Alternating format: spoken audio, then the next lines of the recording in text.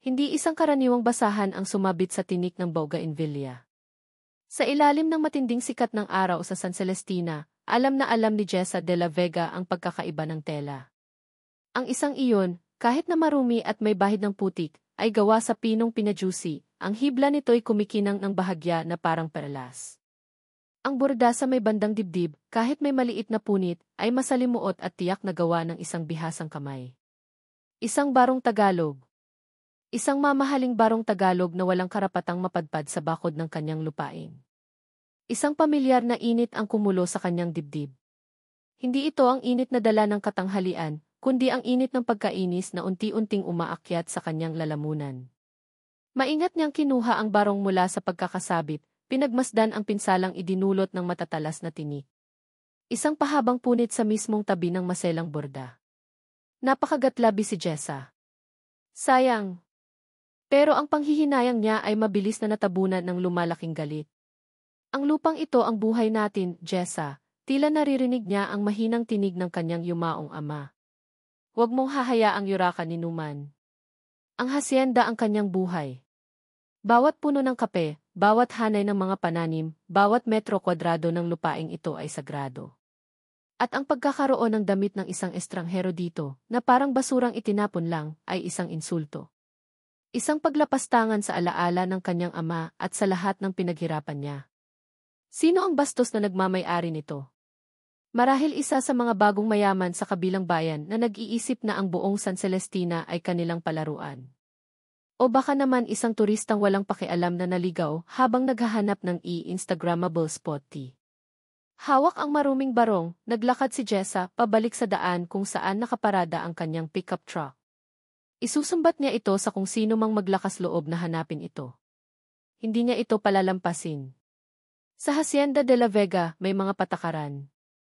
At si Jesusa de la Vega ang batas. Ilang sandali pa, natanaw niya ang isang lalaki na naglalakad sa di kalayuan.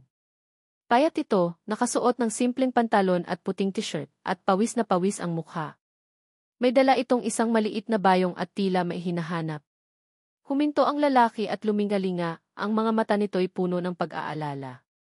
Nang magtama ang kanilang paningin, sandali itong natigilan bago maingat na lumapit.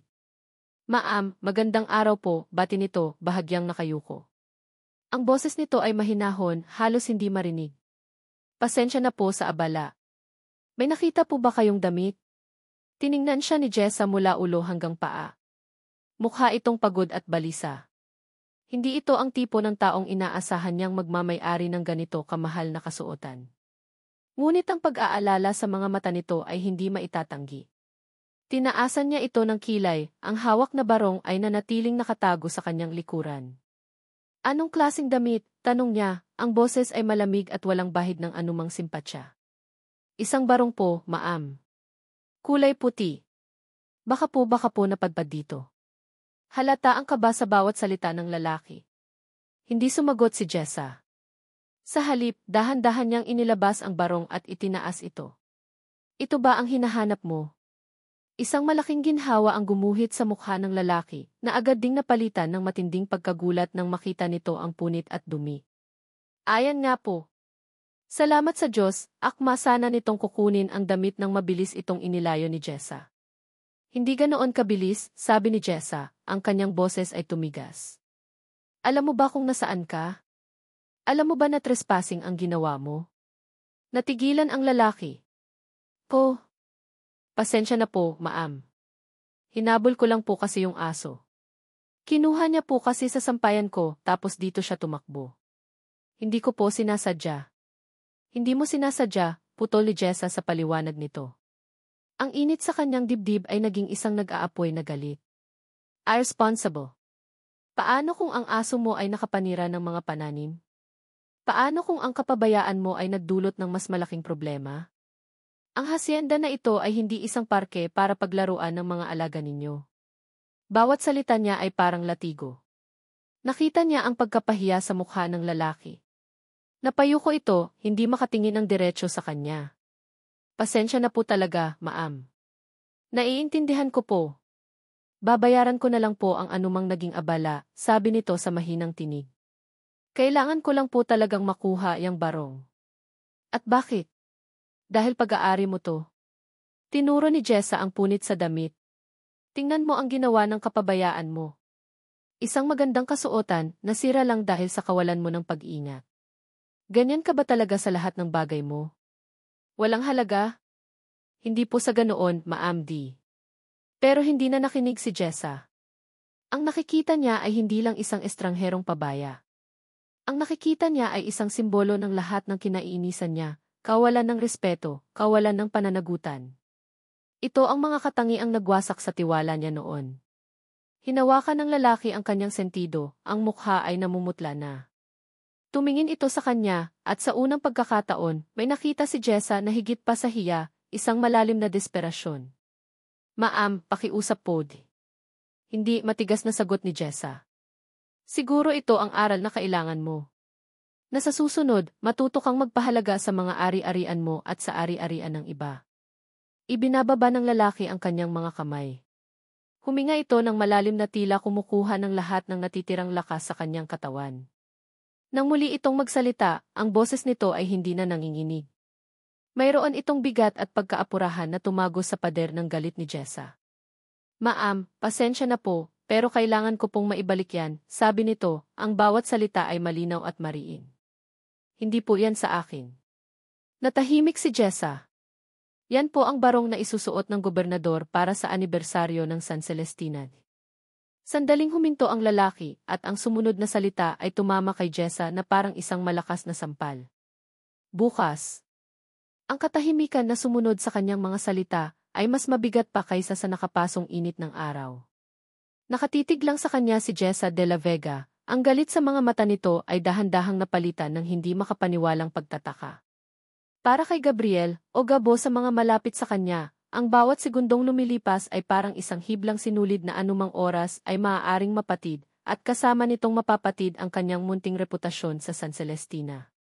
Bukas, ulit niya, mas mahina na ngayon ang boses, puno ng pagsusumamo. Bukas po ang anibersaryo. Kailangan ko po itong maisauli ng maayos. Nakita niya ang paglunok ni Jessa. Ang mga labi nitong kanina'y tila laging handang magbuga ng apoy ay bahagyang nakaawang. Tumingin ito sa barong na hawak niya, tapos sa mukha ni Gabo, tapos pabalik ulit sa barong. Ang matigas na postura nito ay bahagyang lumambot. Walang salitang namutawi sa bibig nito, pero ibinigay nito sa kanya ang damit. Hindi na nag-aksaya ng panahon si Gabo. Isang mabilis na isalamat po, Ma'am B ang tanging nasabi niya bago tumalikod at halos takbuhin ang daan pabalik sa kanyang maliit na sastrerya. Hindi na niya nilingon pa ang babaeng may-ari ng hasyenda. Ang tanging nasa isip niya ay ang barong na nasa kanyang mga kamay at ang orasan na walang tigil sa pagtakbo. Ang kanyang sastrerya ay isang maliit na espasyo lang, nakaupa sa gilid ng palengke. Ngunit para kay Gabo, ito ang kanyang mundo. Malinis, maayos at bawat sulok ay may kwento. Ang mga pader ay puno ng mga sketch ng mga damit na siya mismo ang gumuhit.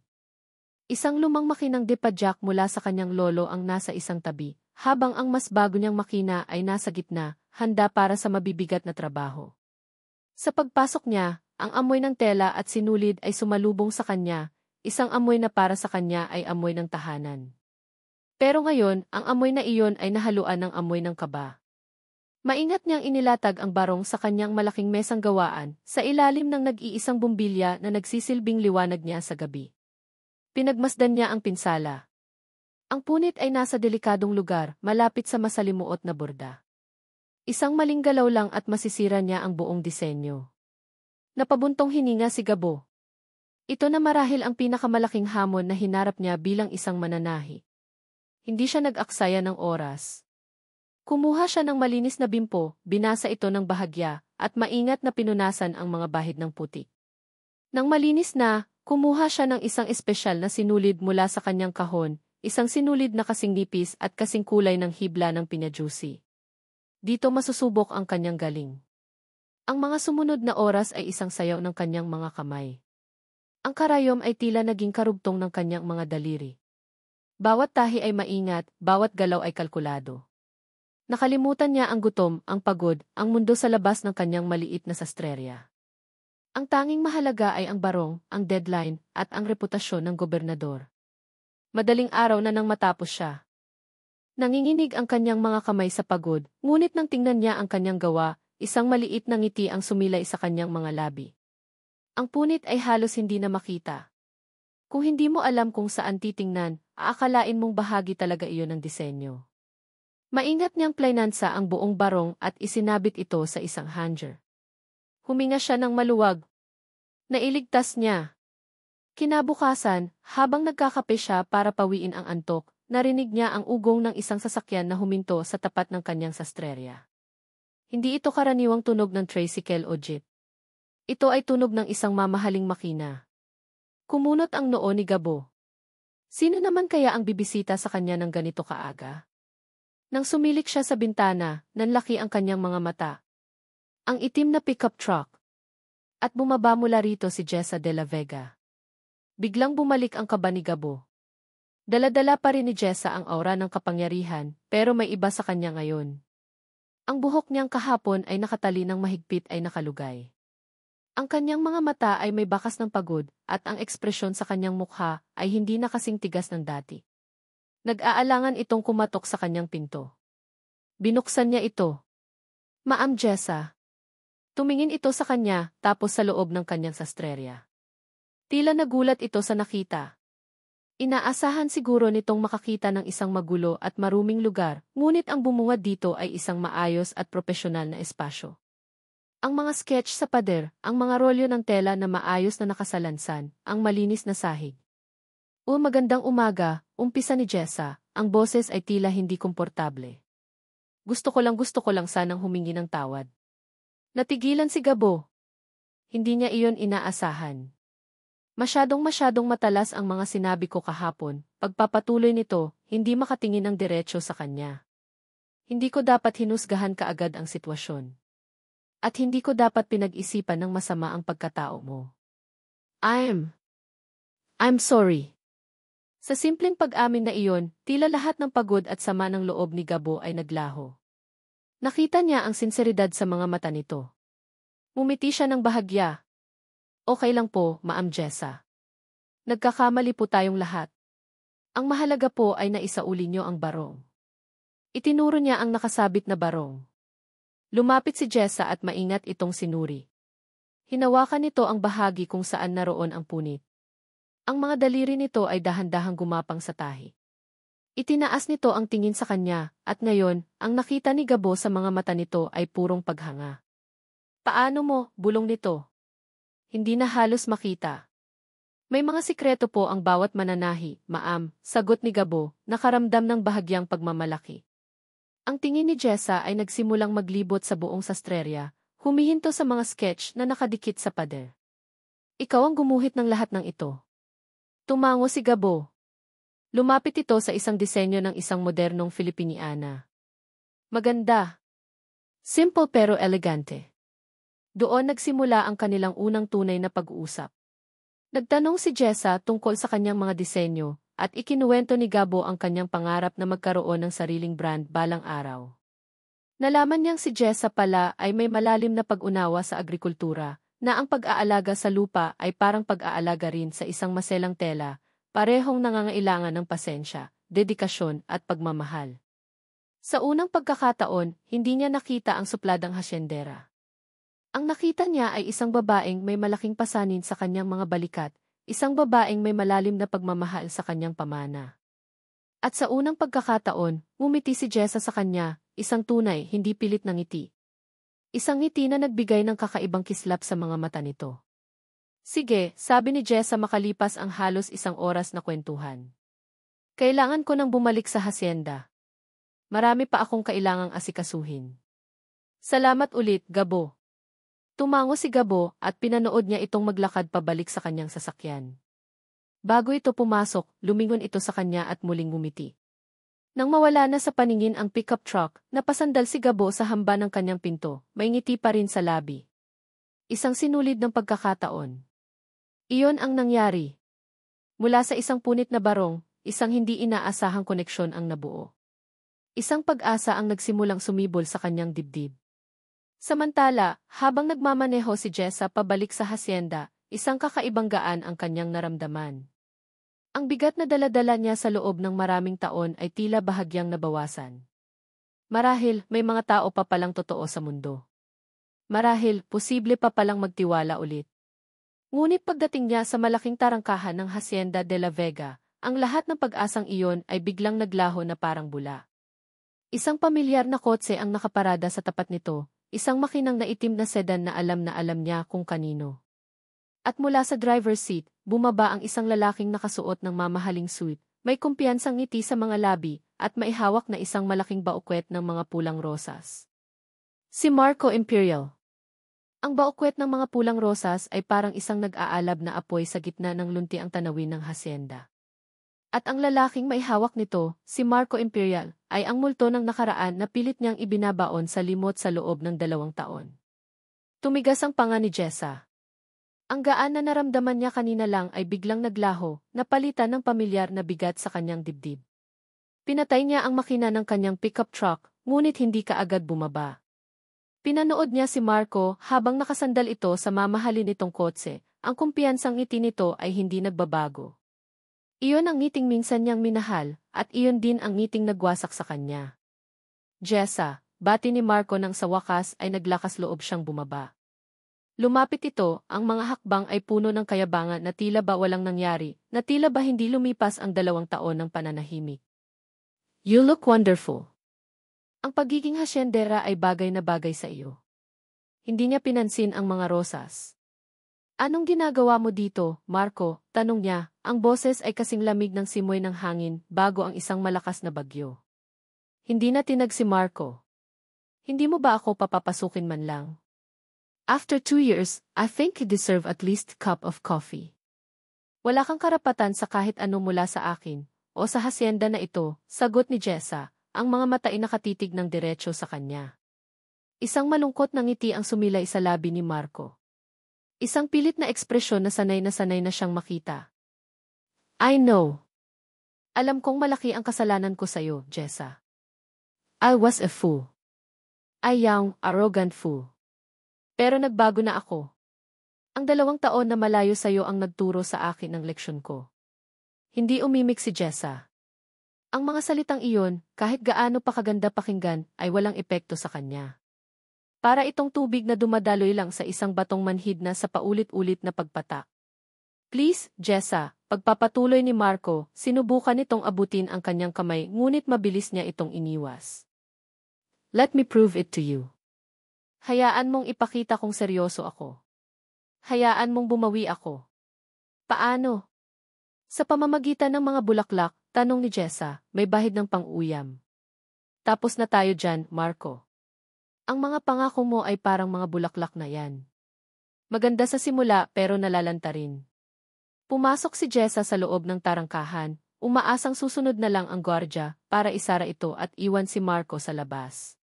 Ngunit sumunod ito sa kanya. Hindi ako aalis hanggat hindi mo ako kinakausap ng maayos, sabi ni Marco, ang boses ay maseryoso na ngayon. Napahinto si Jessa at hinarap ito. Maayos? Gusto mong mag-usap tayo ng maayos? Pagkatapos mong iwan ako ng walang paliwanag? Pagkatapos mong sirain ang tiwala ko? Anong gusto mong pag-usapan, Marco? Ang panahon? O ang mga kasinungalingan mo? Nasaktan kita, alam ko. At habang buhay kong pagsisisihan yon, sabi ni Marco, ang mga mata ay nagsusumamo. Pero bumalik ako para sa'yo, Jessa. Para sa atin. Isang mapait na tawa ang kumawala sa bibig ni Jessa. Walang tayo, Marco. Matagal mo nang sinira yon. Nagpatuloy sila sa paglalakad patungo sa main house. Bawat hakbang ay mabigat para kay Jessa. Ang bawat sulok ng hardin ay may alaala nilang dalawa, mga alaala na ngayon ay nababahira ng pait. Nang makarating sila sa veranda, umupo si Marco na parang pag-aari niya ang lugar. Ipinatong nito ang mga rosas sa mesa, kasama ng isang maliit na paper bag na hindi napansin ni Jessa kanina. Dumating ang isang katulong dala ang kape, isang nakagawian na hindi pa rin pala nakakalimutan ng mga tauhan niya. Habang umiinom ng kape, aksidenteng inaitabig ni Marco ang paper bag at nahulog mula rito ang isang calling card. Pinulot ito ni Jessa bago pa man ito makuha ni Marco. Sa Estrella de Serrano, basa niya ng malakas. Ang pangalan ni Gabriel. Isang mapanuksong ngiti ang gumuhit sa labi ni Marco. Ah, yan. Nakita ko kanina sa bayan. Sabi nila, magaling daw na mananahi. Pero seryoso. Tumingin ito sa kanya, ang mga mata ay nang iinsulto. Nag-aaksaya ka ng oras sa isang mananahi lang, Jessa. Ang isang De La Vega, bumababa sa lebel ng isang sastre. Ang mga salitang iyon. Ang tono. Ang mapagmataas na tingin. Iyon ang huling patak. Ang sinabi ni Marco ay hindi lang insulto kay Gabo. Isa itong insulto sa kanya. Isang paalala kung paano siya tingnan ni Marco at ng mundo nito, bilang isang tropeo, isang pangalan at hindi bilang isang tao. Na ang halaga niya ay nakabase sa kung sino ang mga nakakasama niya. Isang biglaang ideya ang nabuo sa isip ni Jessa. Isang ideyang isinilang mula sa galit at sa isang kakaibang kagustuhang ipagtanggol ang lalaking kanina lang ay nagpakita sa kanya ng kabutihan. Tumayo si Jessa. Hindi lang siya isang mananahi lang, Marco. Siya ang pinakabagong business partner ko. Natigilan si Marco, ang tasa ng kape ay nanatili sa ere. What? Narinig mo ako, sabi ni Jessa, ang determinasyon ay nag-aalab sa kanyang mga mata. Masyadong lumana ang mga uniforme ng mga trabahador sa hacienda. At si Gabriel Serrano, ang pinakamagaling na mananahi sa buong San Celestina, ang gagawa ng mga bago. Isang malaking kontrata. Isang proyektong magpapakita kung gaano kahalaga sa akin ang bawat tao sa hacienda na ito, anuman ang kanilang estado sa buhay. Bawat salita niya ay may diin, bawat salita ay isang sampa sa pagkatao ni Marco. Ang reaksyon ni Marco ay eksakto sa inaasahan niya. Ang kumpiyansa sa mukha nito ay napalitan ng pagkalito, at pagkatapos ay ng hindi maitagong inis. Jessa, that's absurd. Isang sastre. Para sa isang malaking proyekto. May mga malalaking kumpanya para dyan. Huwag mong sabihing. Decision ko ito, Marco. At sa hacienda na ito, ako ang nasusunod, putol ni Jessa. Tumalikod siya. Tapos na ang pag-uusap natin. Maaari ka nang umalis?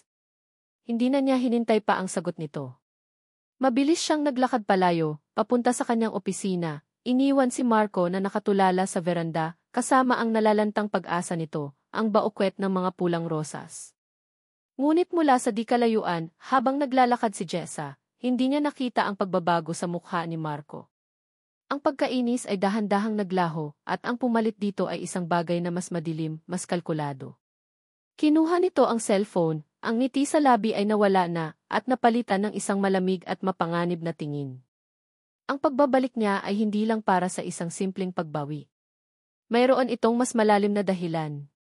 At ang maliit na isastre na iyon ay isang batong kailangan niyang alisin sa kanyang daraanan.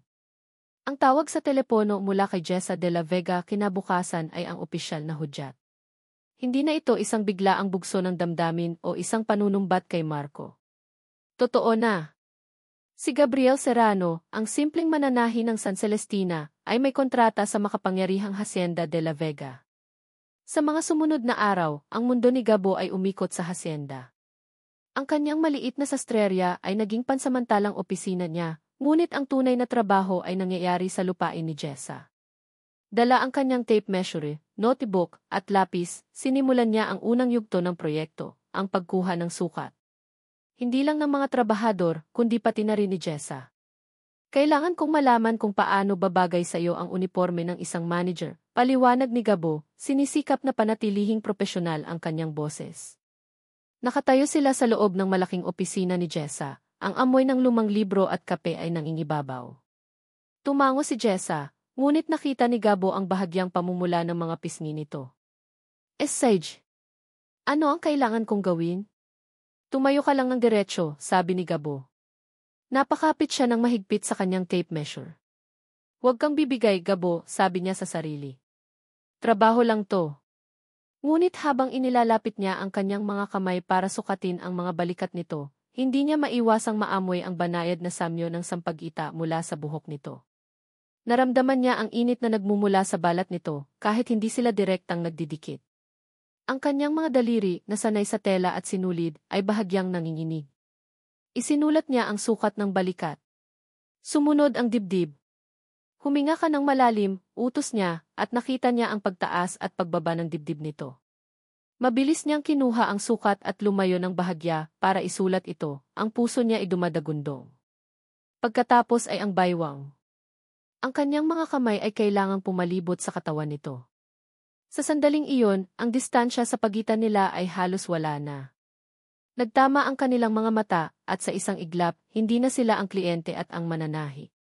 Sila ay isang lalaki at isang babae na nakakaramdam ng isang hindi maipaliwanag na kuryente sa pagitan nila. Mabilis na umiwas ng tingin si Jessa. Okay na ba? Tanong nito, ang boses ay bahagyang paos.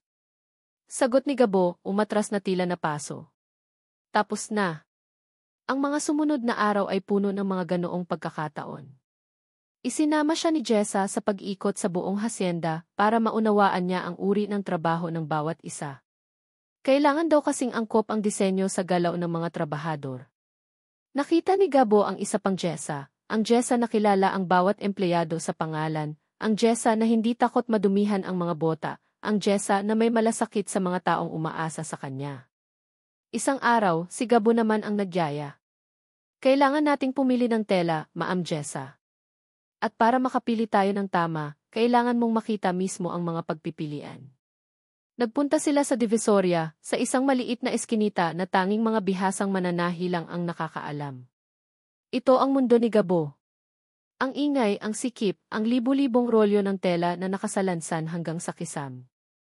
Sa simula, nakita ni Gabo ang pagkailang sa mukha ni Jessa, na sanay sa malawak at tahimik na lupain ng hasyenda. Ngunit dito, si Gabo ang hari. Bawat may-ari ng tindahan ay binabati siya. Gabo, napasyal ka.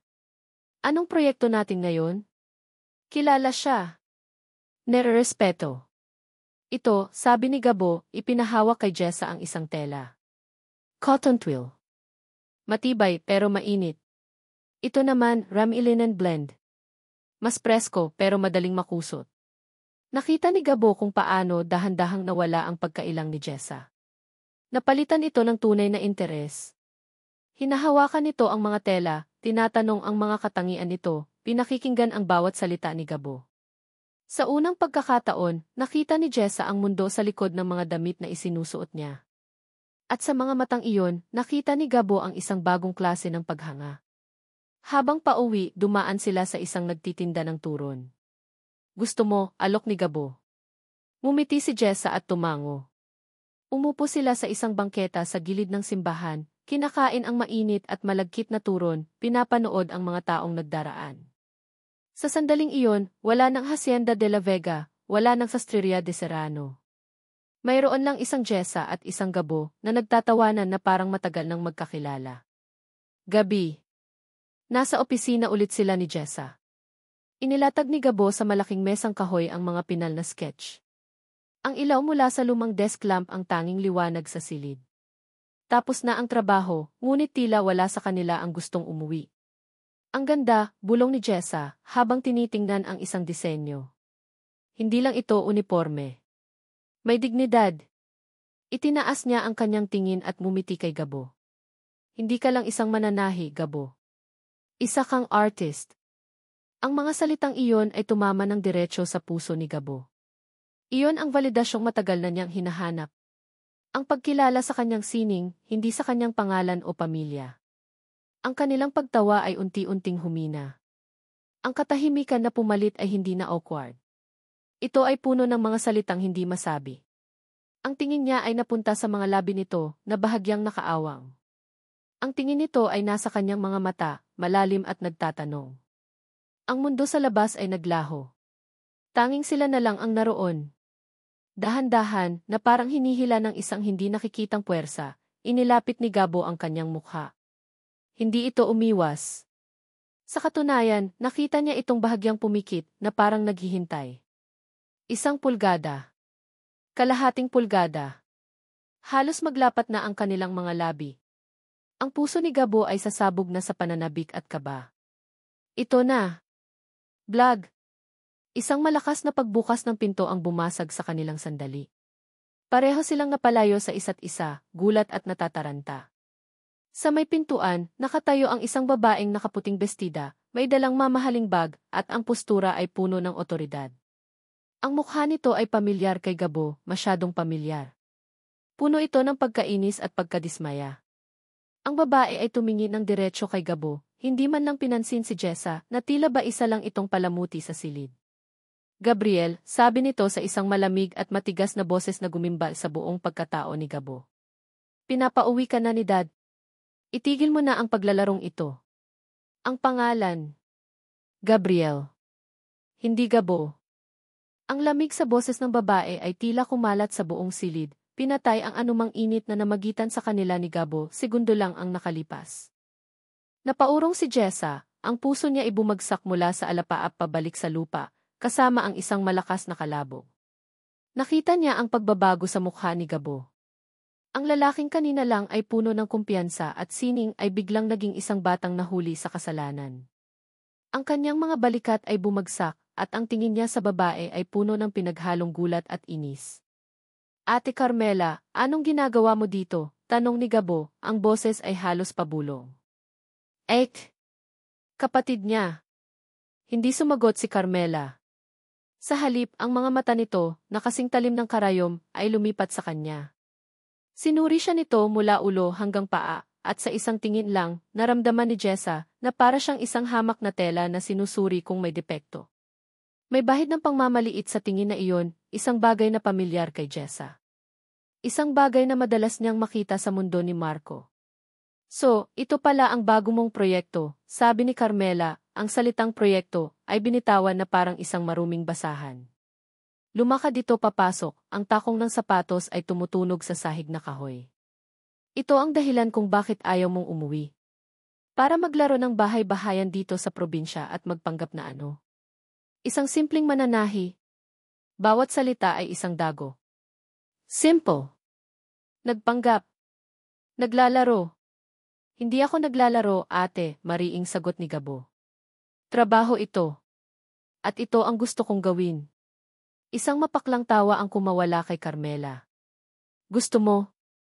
Gabriel, kailan ka pa nagkaroon ng karapatang piliin ang gusto mo? Alam na alam mo ang obligasyon mo sa pamilya. Ang Serrano Textiles ay nangangailangan ang tagapagmana, hindi ng isang probinsyanong sastre. Serrano Textiles. Ang pangalan ay umalinggaw sa isip ni Jessa. Serrano. Sastreria de Serrano.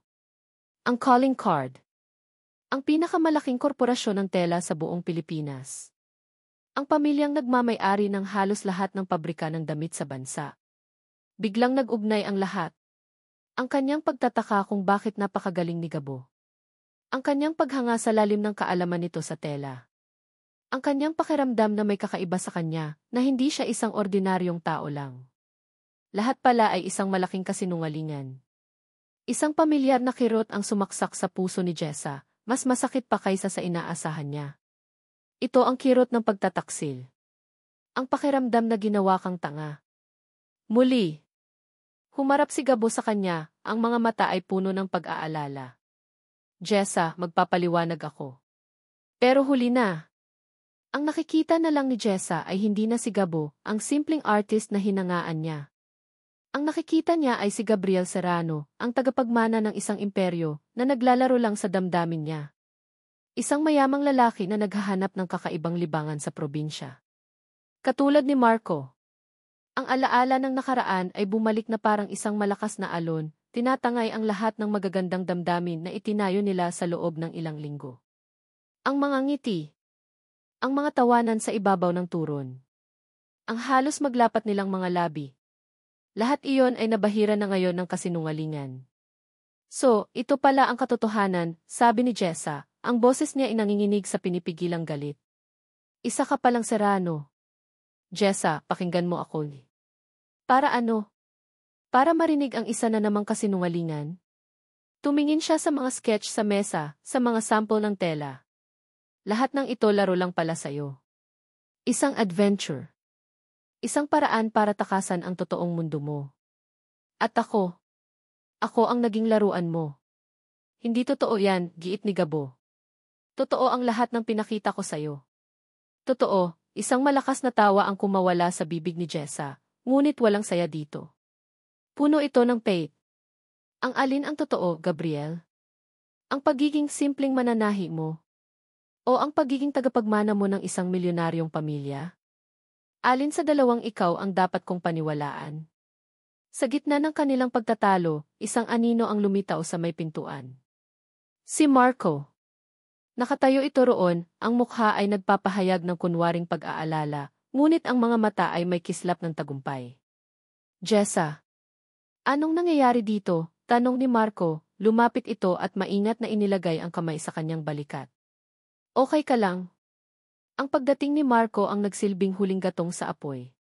Si Marco ang orihinal na manloloko.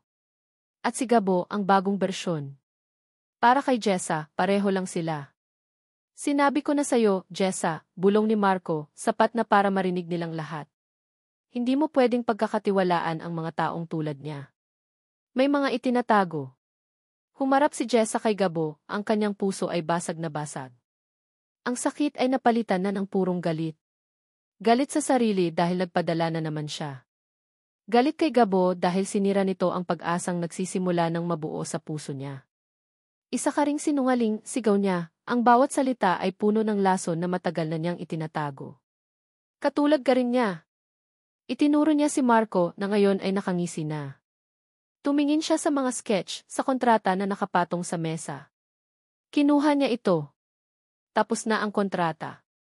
Dahan-dahan niyang pinunit ang papel sa gitna. Ang tunog ng napupunit na papel ay parang tunog ng kanyang nabasag na tiwala. Ibinato niya ang mga piraso ng papel sa paanan ni Gabo. Umalis ka sa hasyenda ko. Ang mga piraso ng pinunit na kontrata sa sahig ay parang mga piraso ng kanyang puso. Nakatitig lang si Gabo sa mga iyon, hindi makapaniwala sa nangyayari.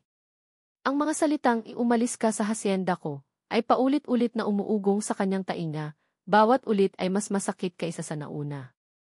Jessa, mali ang iniisip mo, sabi niya, ang boses ay desperado. Hindi ko intensyon na lokohin ka. Ngunit hindi na siya tinitingnan ni Jessa. Ang mga mata nito, na kanina lang ay puno ng paghanga, ay puno na ngayon ng yelo. Nakatingin ito kay Marco, na ngayon ay nasa tabi na nito, ang kamay ay nakaalalay sa likod na tila ba ito ang kanyang tagapagtanggol. Ang tagpong iyon ay isang sundang na bumaon ng malalim sa dibdib ni Gabo. Gabriel, halika na. Wala ka nang dapat patunayan pa dito, sabi ni Carmela, hinila siya sa braso. This is beneath you. Hinigit ni Gabo ang kanyang braso. Hindi ako aalis hanggat hindi kami nakakapag-usap. Humarap siyang muli kay Jessa. Please, Jessa. 5 minuto lang. Hayaan mo akong magpaliwanag. Wala ka nang dapat ipaliwanag, malamig na sagot ni Jessa, hindi pa rin lumilingon sa kanya. Sapat na ang narinig ko. Sapat na ang nakita ko. Tumalikod si Jessa at nagsimulang maglakad palayo, kasunod si Marco na parang anino. Ang bawat hakbang nito palayo ay parang martilyong pumupukpok sa puso ni Gabo. Naiwan silang tatlo sa opisina, si Gabo na wasak, si Carmela na naiinis, at ang mga piraso ng kontrata sa sahig. Are you happy now? Galit na tanong ni Gabo sa kanyang kapatid. Sinira mo ang lahat. Ako pa ang sinisisi mo, gulat na sagot ni Carmela. Ginising lang kita sa katotohanan, Gabriel. This isn't your world.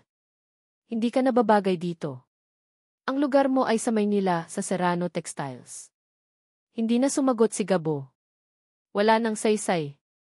Kinuha niya ang kanyang bag na naglalaman ng kanyang mga gamit sa pananahi, at walang lingon likod na lumabas ng opisina. Paglabas niya ng main house, bumuhos ang malakas na ulan. Tila nakikisimpatya ang langit sa bigat ng kanyang nararamdaman. Hindi niya alintana ang mabasa. Naglakad lang siya sa gitna ng ulan, patungo sa tarangkahan ng hasyenda, umaasa. Umaasa na hahabulin siya ni Jessa, nabibigyan siya nito ng isa pang pagkakataon. Nang makarating siya sa gate, lumingon siya. Ang main house ay malayo na, ang mga ilaw nito ay malabo na dahil sa lakas ng ulan. Tumayo siya roon, basang-basa, naghihintay sa wala. Ilang minuto na parang mga oras ang lumipas. Walang Jessa na lumabas. Sa loob ng main house, pinapanood ni Jessa mula sa bintana ng kanyang silid ang papalayong anino ni Gabo sa gitna ng ulan. May isang bahagi sa kanya na gustong tumakbo, na gustong habulin siya at pakinggan ang kanyang paliwanag. Ngunit ang sakit ng pagtataksil ay mas malakas. Ang takot na muling maloko ay mas nangingibabaw.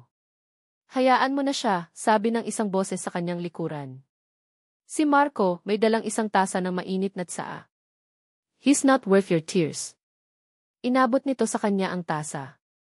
Tinanggap ito ni Jessa, ang init nito ay bahagyang nagbibigay ng ginhawa sa kanyang nanlalamig na mga kamay. Hindi ko maintindihan, bulong ni Jessa. Akala ko iba siya. Lahat sila ay pare-pareho sa simula, Jessa, malumanay na sabi ni Marco, umupo sa tabi niya. Magaling magpanggap. Magaling magsalita ng mga gusto mong marinig. Pero sa huli, lalabas din ang tunay na kulay. I should know. Ganyan din ako dati. Ang pag-amin na iyon ay tila nagbigay ng bigat sa mga salita ni Marco. Tiningnan siya ni Jessa. May lungkot sa mga mata nito, isang pagsisisi na tila totoo. Nagkamali ako, Jessa. Pero natuto ako pagpapatuloy ni Marco. At ang pinakamahalagang leksyon na natutunan ko ay ikaw. Ikaw ang mahalaga. Hindi ang pera, hindi ang pangalan. Ikaw lang. Ang mga salitang iyon ang eksaktong gustong marinig ni Jessa. Isang balsamo sa kanyang sariwang sugat. Sa sandaling iyon, nakalimutan niya ang sakit na idinulot ni Marco noon. Ang nakikita niya lang ay isang taong nakakaunawa sa pinagdadaanan niya. Habang inaaliwgi ni Marco si Jessa, dahan-dahan nitong inilabas ang kanyang cellphone sa ilalim ng mesa, tinitiyak na hindi ito makikita ni Jessa. Mabilis siyang nag-type ng isang mensahe at ipinadala ito. Simulan niyo na. Siguraduhin niyong mukhang natural na peste. Isang ngiti ang sumilay sa kanyang mga labi bago niya ito mabilis na binura at ibinalik ang atensyon kay Jessa. Ang plano niya ay umaandar ng perpekto. Sa labas ng gate, sumuko na si Gabo. Tinalikuran na niya ang hasyenda. Habang naglalakad siya pabalik sa bayan, basang-basa at bagsak ang mga balikat, isang huling sulyap ang ibinigay niya sa main house. Sa bintana, naaninag niya ang dalawang anino na magkatabi. Si Jessa at si Marco. Mukha silang komportable. Mukha silang masaya. Isang huling piraso ng kanyang puso ang nadurog. Tumalikod siya at hindi na lumingon pa, ang bigat ng ulan at ng kabiguan ay pasan-pasan niya. Kinabukasan, ang ulan ay tumila na, ngunit isang mas madilim na ulap ang bumalot sa Hacienda de la Vega. Isang tawag sa telepono ang gumising kay Jessa mula sa isang magulong pagkakatulog. Ang boses sa kabilang linya ay puno ng pagkasindak. Si Mang Celo, ang kanyang pinagkakatiwalaang katiwala. Ma'am Jessa, kailangan niyo pong pumunta dito sa plantasyon ng kape. Bilis! Hindi na nagtanong pa si Jessa. Ang tono ng boses ni Mang Celo ay sapat na. Mabilis siyang nagbihis at nagmaneho patungo sa kabilang dulo ng hasyenda. Pagdating niya, ang bumungad sa kanya ay isang tanawing halos magpaguho sa kanyang mundo. Ang mga dahon ng kanyang pinakamamahaling puno ng kape, ang puso ng kita ng hasyenda, ay kinakain ng libu-libong maliliit at itim na mga uod. Ang dating luntiang mga sanga ay nagiging kulay kape at tuyot. Isang kakaibang peste ang mabilis na sumisira sa lahat ng kanyang pinaghirapan. Ang amoy ng nabubulok na dahon ay kumakapit sa hangin. Hinawakan ni Jessa ang isang sanga ng puno ng kape, at sa isang bahagyang pagdampi, ang mga dahon nito ay nalaglag na parang mga tuyong abo. Sa ilalim ng kanyang mga bota, nararamdaman niya ang malagkit na latag ng mga uod na patuloy sa kanilang mapanirang piging. Isang linggo pa lang ang nakalipas mula nang matuklasan nila ang peste, ngunit ang pinsala ay katumbas na ng isang taon ng kapabayaan. Nag-spray na po kami ng lahat ng klase ng pesticide na alam namin, Ma'am Jessa, sabi ni Mang Celo, ang boses ay basag sa pag-aalala. Pero parang lalo lang silang dumadami. Hindi ito ordinaryong pest. Bawat salita ni Mang Celo ay isang karayom na tumutusok sa puso ni Jessa.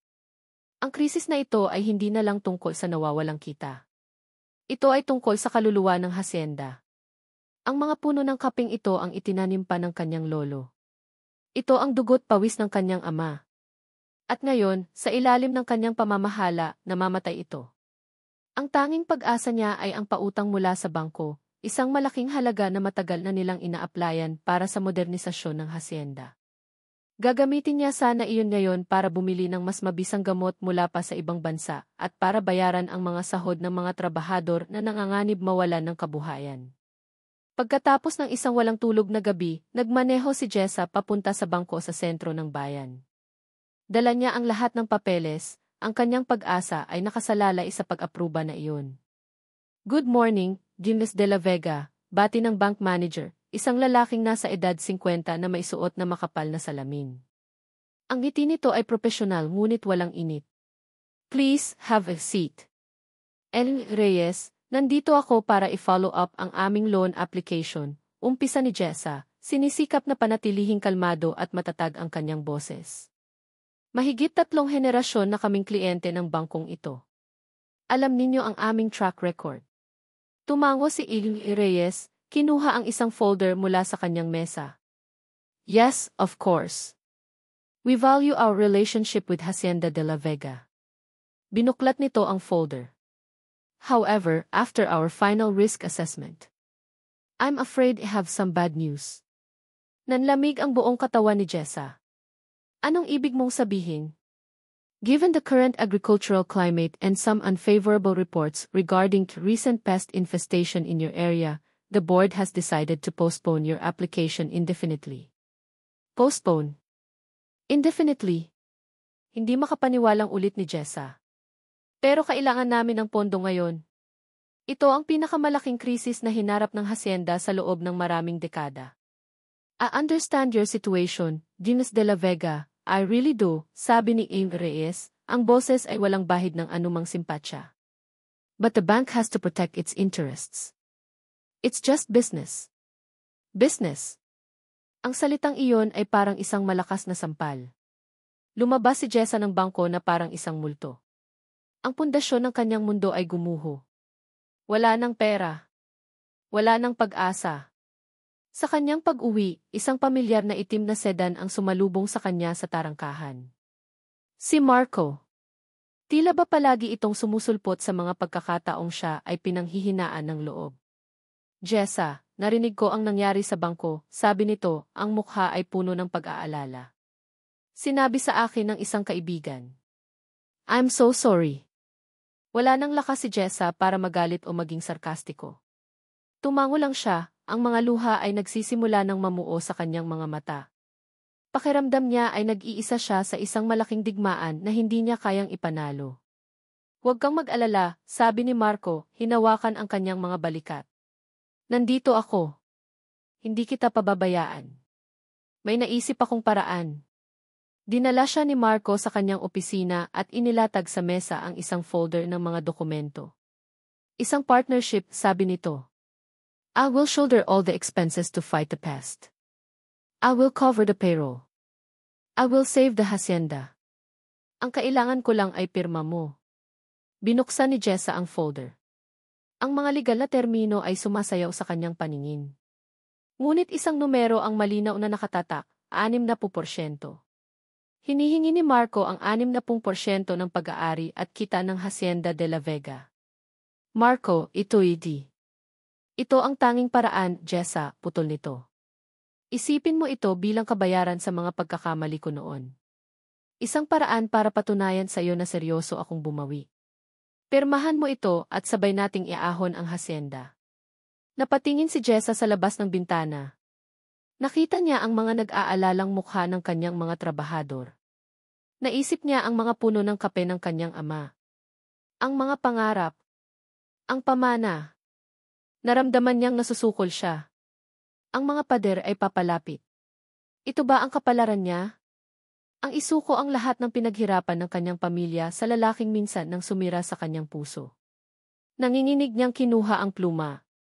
Isusuko na niya ang laban. Hisha! Isang mahinang boses ang tumawag sa kanya mula sa may pinto. Si Mang Celo. Nakatayo ito roon, ang mga mata ay puno ng lungkot.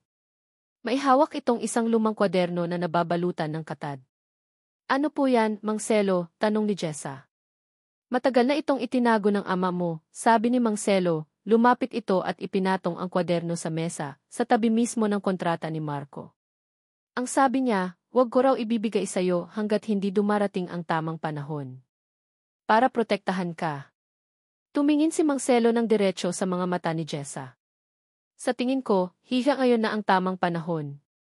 Pagkasabi niyon, Yumuko ito at tahimik na umalis, iniwan si Jessa, kasama ang kontrata ni Marco, at ang misteryosong pamana ng kanyang ama. Nanginginig ang mga kamay ni Jessa habang kinukuha ang lumang kwaderno. Mabigat ito, puno ng mga taon ng mga lihim. Dahan-dahan niya itong binuksan. Ang mga pahina ay kulay dilaw na, at ang sulat kamay ng kanyang ama ay pamilyar, ngunit tila nagmula sa ibang panahon. Ang unang pahina ay may petsa. September 12, 2015. Ang petsa kung kailan sila dapat mag-anunsyo ng kanilang engagement ni Marco. Ang petsa kung kailan ito biglang naglaho. Nagsimula siyang magbasa. Ang unang pangungusap na isinulat ng may diin at halatang galit, ang gumimbal sa kanyang buong pagkatao. Ngayon ko nalaman ang pagtataksil ni Marco. Ang katahimikan sa loob ng Sastreria de Serrano ay mas mabigat kaysa sa alinmang telang hinawakan ni Gabo. Sa loob ng isang linggo, tila nawala ng kulay ang kanyang mundo. Ang mga sketch ay nanatiling nakatago. Ang mga sinulid ay hindi nagagalaw. Maging ang tunog ng kanyang makinang panahi ay hindi na marinig. Ang bawat sulok ng kanyang maliit na sastreria ay nagpapaalala sa kanya kay Jessa. Ang ngiti nito, ang paghanga sa mga mata nito, at ang huling sigaw nito na tumatagos pa rin sa kanyang puso. Sinubukan niyang magalit. Sinubukan niyang kalimutan. Ngunit ang imahe ni Jessa na nakatayo sa gitna ng namamatay na taniman ng kape ay hindi maalis sa kanyang isipan. Nabasa niya sa lokal na pahayagan ang tungkol sa peste. Narinig niya ang mga bulong-bulungan sa palengke tungkol sa pagtanggi ng bangko sa pautang ng hasyenda. Alam niyang nasaktan niya si Jessa. Ngunit alam din niya, sa kaibuturan ng kanyang puso, na ang babaeng iyon ay hindi sumusuko ng ganoon kadali. Mayroong mali. Mayroong hindi tama. Isang gabi, habang nakatitig sa kawalan, kinuha niya ang kanyang cellphone. Tinitigan niya ang isang pangalan sa kanyang contacts, Ate Carmela. Ang taong huling gusto niyang kausapin. Ngunit ang taong tanging makakatulong sa kanya. Huminga siya ng malalim at isinantabi ang lahat ng kanyang pride. Pinindot niya ang call button. Gabriel, sagot ng boses sa kabilang linya, may halong pagtataka. Naisipan mo ring tumawag? Ate, kailangan ko ng tulong mo, diretsong sabi ni Gabo, walang paligoy-ligoy. Narinig niya ang pagbuntong hininga ni Carmela. Tungkol na naman ba sa hasyendera na iyan? Hindi ka pa ba tapos sa paglalaro mo? Hindi ito laro, mariing sagot ni Gabo. May masamang nangyayari sa hasyenda niya. At may kinalaman si Marco Imperial dito. Sigurado ako. Isang sandaling katahimikan. Si Marco Imperial. Ang ex niya, tanong ni Carmela, may biglang interes sa kanyang boses. Bumalik siya. At mula nang bumalik siya, sunod-sunod na ang kamalasan sa buhay ni Jessa, paliwanag ni Gabo. Ate, alam kong may access ka sa mga impormasyon. Kailangan kong malaman ang lahat tungkol kay Marco. Ang financial status niya, ang mga negosyo niya, lahat. Hindi agad sumagot si Carmela. Narinig ni Gabo ang tunog ng pag-type sa keyboard. Ang kapatid niya, kahit gaano pa ito kaistrikta, ay may isang kahinaan, ang pagiging mausisa at ang pagkahilig sa paglutas ng mga problema. Bakit ko naman gagawin yan? Tanong ni Carmela, kahit halata ng interesado ito. Dahil kahit anong sabihin mo, mahalaga siya sa akin, pag-amin ni Gabo, ang boses ay puno ng sinseridad. At dahil alam kong ayaw na ayaw mo sa mga taong mapanlamang, tulad ni Marco. Gawin mo na to para sa akin, ate. Please. Isang mahabang katahimikan ang sumunod. Fine, sabi ni Carmela sa wakas. I'll make some calls. I'll hire private investigator if I have to, pero sa isang kondisyon, Gabriel. Kahit ano. Pagkatapos nito, ano man ang mangyari, uuwi ka na sa Maynila. Haharapin mo si Dad. Napapikit si Gabo. Iyon ang bagay na pinakatinatakasan niya. Ngunit para kay Jessa, handa siyang harapin kahit ang pinakamalaki niyang takot. CJ. Deal. Kinabukasan, nagsimulang dumating ang mga impormasyon. Isang email mula kay Carmela ang naglalaman ng isang report mula sa isang private investigator. Habang binabasa ni Gabo ang mga detalye, unti-unting nanlaki ang kanyang mga mata. Si Marco Imperial ay hindi ang matagumpay na negosyanteng ipinapakita niya. Ang kanyang mga kumpanya sa Maynila ay palubog na. Baon siya sa utang, hindi sa mga bangko, kundi sa mga loan shark. Mga mapanganib na tao na hindi nagdadalawang isip na manakit. Ang kanyang mga ari-arian ay halos naubos na sa pagsusugal at maling mga desisyon. Si Marco ay desperado. At doon nagsimulang magtagpi-tagpi ang lahat sa isip ni Gabo. Ang biglaang pagbabalik ni Marco. Ang misteryosong pest sa hacienda. Ang biglaang pag-reject ng bangko sa loan ni Jessa, na ayon sa investigador ay may koneksyon sa isang board member na kaibigan pala ni Marco. Hindi ito kamalasan. Ito ay isang plano. Isang masamang plano para pabagsakin ang hacienda at si Jessa, para wala itong ibang pagpipilian kundi ang kumapit kay Marco. Ang hacienda, bulong ni Gabo sa sarili. Ang hacienda ang kailangan niya. Kung mapapangasawa niya si Jessa o makukuha niya ang kontrol sa hacienda, magkakaroon siya ng sapat na collateral para bayaran ang kanyang mga utang at iligtas ang sarili niya. Ang pag-aalala ni Gabo ay naging purong takot. Si Jessa ay hindi lang nasa panganib na mawala ng kabuhayan. Nasa panganib ang kanyang buhay. Ang mga taong pinagkakautangan ni Marco ay hindi nagbibiro. Kinuha niya ang kanyang cellphone para tawagan si Jessa, ngunit nag-alinlangan siya. Maniniwala ba ito sa kanya? Pagkatapos ng lahat, para sa kanya, isa pa rin siyang sinungaling. Kailangan niya ng matibay na ebidensya. Tumawag siya sa investigator. Kailangan kong malaman kung nasaan si Marco ngayon. Bawat galaw niya. Ilang oras ang lumipas. Gabi na. Balisa si Gabo, palakad-lakad sa loob ng kanyang sastrerya. Ang bawat minutong lumilipas ay parang isang panganib na papalapit kay Jessa. Biglang tumunog ang kanyang cellphone. Isang text message. Mula sa investigator. Binuksan niya ito, nanginginig ang mga kamay. Nasa hacienda siya ngayon. May dalang kontrata. Mukhang pipirmahan na ni Emes de la Vega. Isang malamig na takot ang gumapang sa buong katawan ni Gabo. Wala nang oras para sa ebidensya. Wala nang oras para sa pag-aalinlangan. Hindi na siya nag-isip pa. Hinablot niya ang susi ng kanyang lumang motorsiklo, ang tanging sasakyang meron siya. Hindi niya inalintana ang sariling kaligtasan. Ang tanging nasa isip niya ay si Jessa. Sumibad siya palabas ng sastrerya, ang makina ng motorsiklo ay umuugong sa katahimikan ng gabi, ang kanyang puso ay kumakarera patungo sa San Celestina. Ang bawat salita sa talaarawan ng kanyang ama ay parang isang matalim na bubog na tumutusok sa puso ni Jessa. Binasa niya ang tungkol sa mga peking dokumento, sa mga pondong unti-unting nawawala, sa mga kasinungalingang ibinulong ni Marco sa mga kasosyo sa negosyo para siraan ang pangalan ng Hacienda de la Vega. Iyon pala ang dahilan kung bakit biglang naglaho si Marco, dahil natuklasan ng kanyang ama ang pagnanakaw nito. At para protektahan si Jessa mula sa mas matinding sakit at kahihiyan, pinili ng kanyang ama na ilihim ang lahat, pinalabas na lang na si Marco ay kusang umalis. Isinara ni Jessa ang talaarawan, ang mga kamay ay nanginginig sa galit. Isang galit na mas matindi pa kaysa sa naramdaman niya para kay Gabo. Ito ay isang galit na isinilang mula sa 2 taon ng panlilinlang at sa paglapastangan sa alaala ng kanyang ama. Nakatayo si Marco sa harap ng mesa, ang pluma ay nakaalok sa kanya, ang mukha ay puno ng nagkukunwaring pasensya. Jessa, may problema ba? Let's just sign this and we can start fixing everything. Dahan-dahang itinaas ni Jessa ang kanyang tingin. Ang takot at pag-aalinlangan sa kanyang mga mata ay wala na. Ang pumalit dito ay isang malamig at matigas na determinasyon. Itinulak niya ang kontrata palayo. Pagkatapos, kinuha niya ang talaarawan at malakas na inilapag ito sa ibabaw ng kontrata. Ang tunog ay umalingaw sa tahimik na opisina. Alam ko na ang lahat. Ang ngiti sa mukha ni Marco ay bahagyang natigilan. Anong ibig mong sabihin? Jessa, kung nag-aalangan ka sa 60%, we can talk about it. Hindi ang porsyento ang pinag-uusapan natin, Marco, putol ni Jessa, ang boses ay matatag. Ang pinag-uusapan natin ay ito. Tinapik niya ang talaarawan. Ang pagnanakaw mo. Ang pagtataksil mo sa aking ama. Ang dahilan kung bakit muntik nang bumagsak ang hacienda 2 taon na ang nakalipas. Sa isang iglap, naglaho ang lahat ng pagkukunwari ni Marco.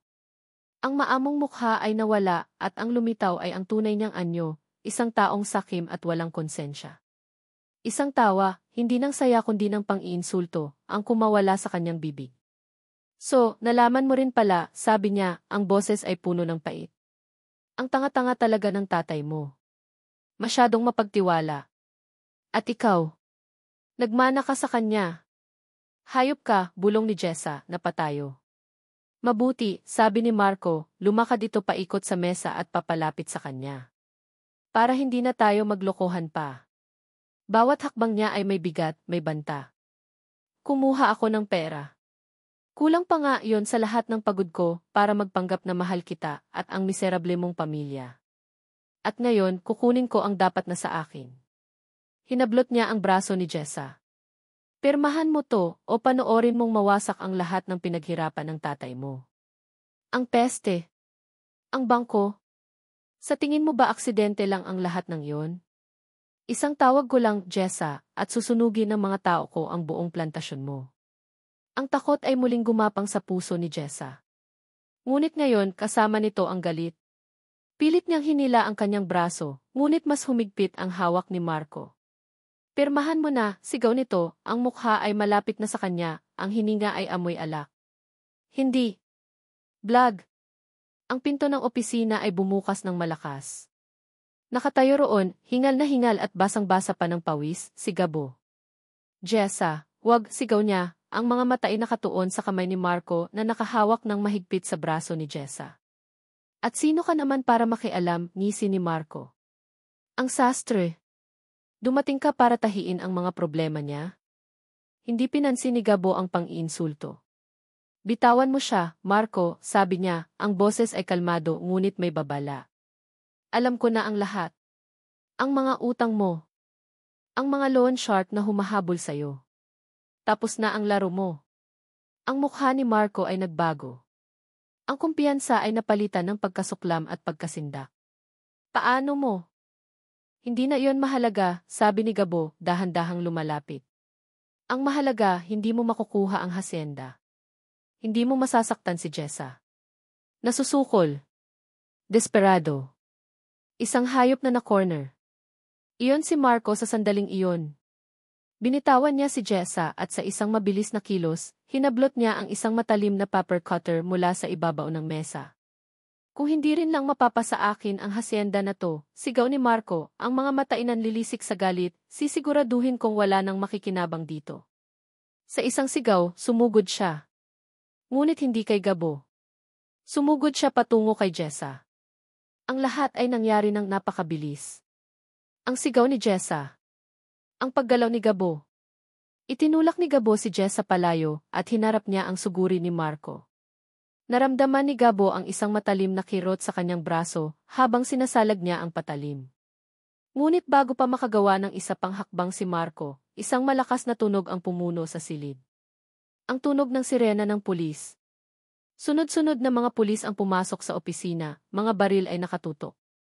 Sa likuran nila, nakatayo si Carmela Serrano, ay hawak na cellphone, ang mukha ay seryoso at determinado. Nabitawan ni Marco ang paper cutter. Itinaas niya ang kanyang mga kamay, ang mukha ay puno ng pagkagapi. Tapos na ang lahat.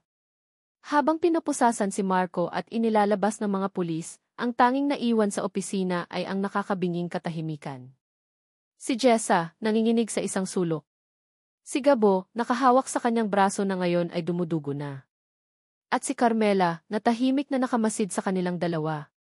Napatingin si Jessa sa dumudugong braso ni Gabo. Ang lalaking sinigawan niya, itinaboy at tinawag na sinungaling. Ang lalaking iyon ay nagligtas sa kanya. Ang katahimikan na naiwan pagkatapos ng kaguluhan ay mas mabigat kaysa sa ingay ng mga sirena. Si Marco ay wala na. Ang mga pulis ay umalis na. Tanging si Carmela na lang ang nakatayo sa may pinto, habang si Jessa ay dahan-dahang lumapit kay Gabo, na nakaupo sa isang silya, ang mukha ay namumutla habang hawak ang dumudugong braso. Kailangan nating gamutin yan, sabi ni Jessa, ang boses ay nanginginig pa rin. Kumuha siya ng first aid kit mula sa isang kabinet. Walang nagsasalita habang maingat niyang nililinis ang sugat ni Gabo. Ang bawat pagdampi ng bulak na may alkohol ay nagdudulot ng bahagyang panginginig sa katawan ni Gabo, ngunit hindi ito umimik. Nakatingin lang ito sa sahig.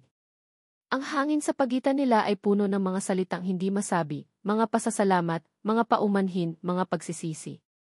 Si Carmela, na kanina patahimik, ay lumapit. I called a doctor. He's on his way, sabi nito, ang boses ay hindi na kasing tigas ng dati.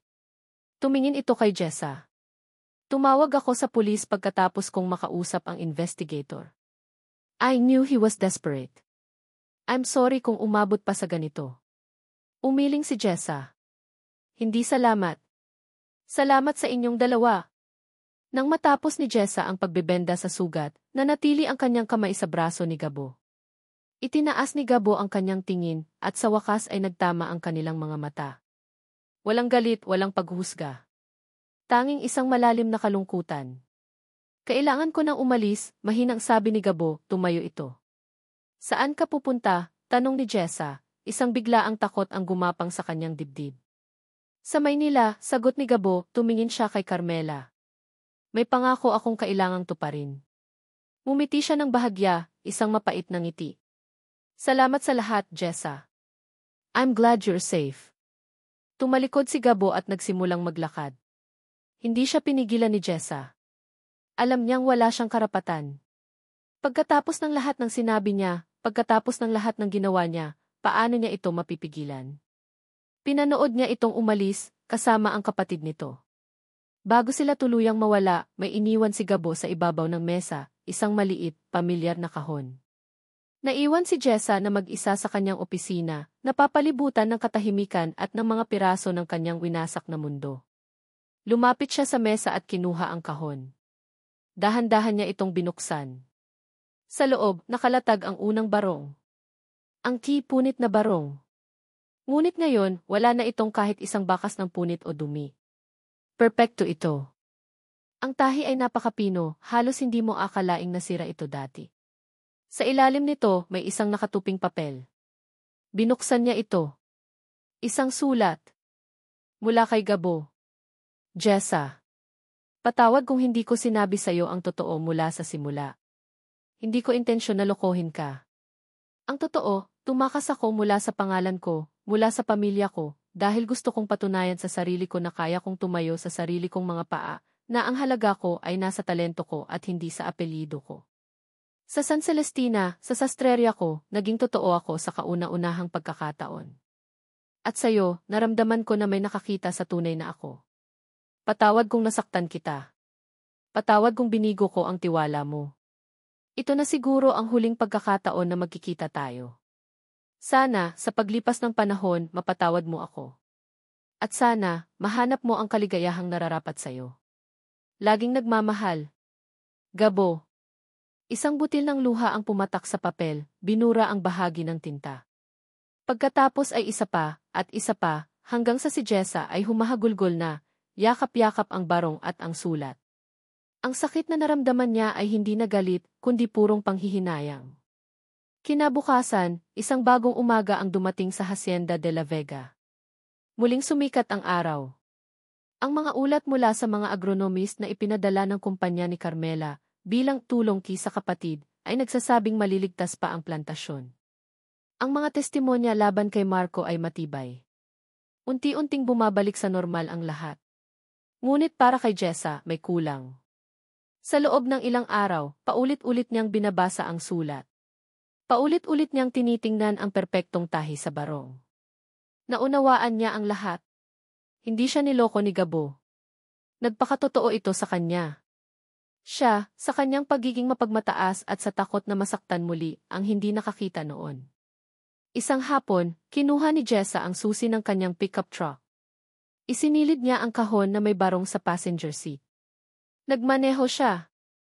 Hindi patungo sa plantasyon, hindi patungo sa bayan. Nagmaneho siya papunta sa sastreria ni Gabo.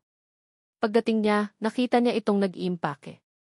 Ang mga rolyo ng tela ay nakalagay na sa mga kahon. Ang mga sketch ay tinatanggal na sa pader. Aalis na talaga siya. Napatigil si Gabo nang makita siya. Jessa. Hindi nagsalita si Jessa. Lumapit siya at ipinatong sa mesa ang kahon. Binuksan niya ito.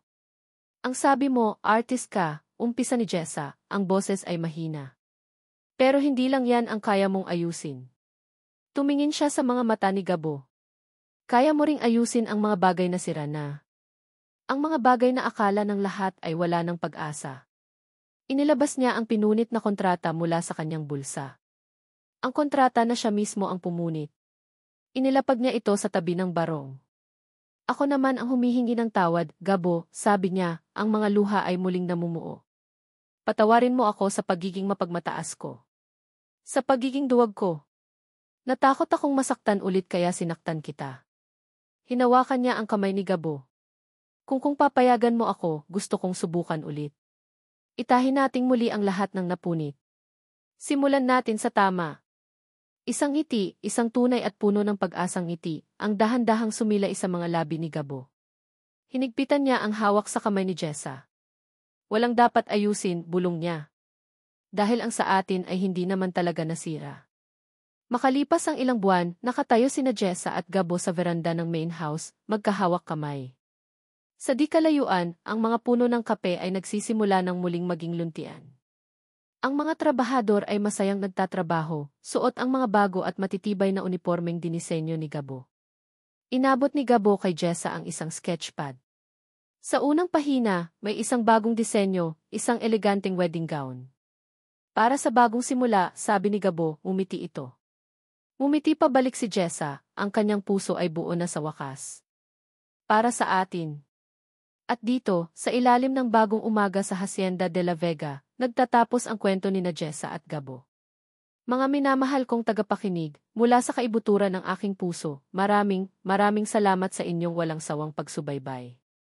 Sa bawat kabanata na aking isinulat, kasama ninyo akong naging saksi sa bawat hibla ng kanilang pag-iibigan, mula sa isang punit na pangarap hanggang sa muling pagbuo ng isang buong pag-ibig. Naramdaman ko ang kanilang kilig, ang kanilang sakit, at ang kanilang pag-asa, at umaasa akong nadama niyo rin ang bawat pintig ng kanilang mga puso. Ang kanilang paglalakbay ay isang paalala sa ating lahat na ang tunay na pag-ibig ay hindi natatagpuan sa karangyaan o sa isang perpektong nakaraan. Ito ay nasusukat sa kakayahang magpatawad, sa tapang na magtiwala muli, at sa pananampalatayang laging may naghihintay na bagong umaga pagkatapos ng pinakamadilim na gabi. Ito ay isang kwento tungkol sa halaga ng isang tao, na wala sa kanyang pangalan o pinanggalingan, kundi sa kabutihan ng kanyang puso. Ngayon, nais ko namang marinig ang inyong saloobin. Ano ang pinakapaborito ninyong eksena? Anong aral ang inyong napulot mula kina Jessa at Gabo? Huwag po kayong mag-atubiling iwan ang inyong mga komento sa ibaba. Ang inyong bawat salita ay mahalaga sa akin. Hanggang sa ating muling pagkikita sa susunod na kwento. Ito po ang inyong lingkod, ang inyong tagapagsalaysay, na laging naniniwala sa kapangyarihan ng pag-ibig.